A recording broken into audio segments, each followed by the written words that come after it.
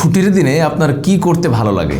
আমরা অনেকেই ছুটির দিনে ফোন স্ক্রল করি, অনেকেই বিভিন্ন রকম কাজে সময়টা পার করে দেই এবং এই দিনটাকে আমরা একদম ছুটি মনে করি, আর ছুটি মনে করে এটাতে কোনো কাজই আমরা করি না।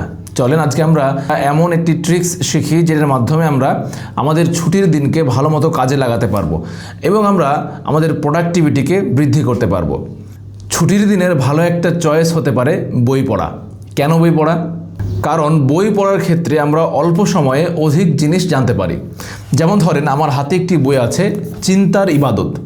এখন যখন লেখক এই বইটা রচনা করেন তখন তিনি অবশ্যই এইটা নিয়ে গবেষণা করেছেন, অনেক পড়াশোনা করেছেন, তারপরে তিনি এটাকে কম্পোজ করেছেন, প্রুফ দেখেছেন, এরপর সম্পাদনা মণ্ডলী থেকে তিনি সম্পাদনা করিয়েছেন। সব কিছুর পর কিন্তু এই বইটা এই ফরম্যাটে এসেছে। তার মানে অটোমেটিক আমার জন্য কেউ একজন গবেষণা করে রেখেছে, আমার জন্য কেউ একজন এটা ভেবে রেখেছে। আসলেই চিন্তা দিয়ে কি ইবাদত করা যায়? আমার আপনার যে চিন্তা, সেই চিন্তা কি ইবাদত হতে পারে? এই বিষয়টা এখানে তিনি উল্লেখ করে রেখেছেন। এখন যদি আমি এই পুরো বিষয়টাকে আমার মতো করে আমি আবার জানতে চাই, আমার মতো করে আবার আমি এটাকে জ্ঞান অর্জন করতে চাই, তাহলে আমাকে কত বই পুস্তক ঘাঁটতে হবে, কত সময় এর পেছনে খরচ করতে হবে।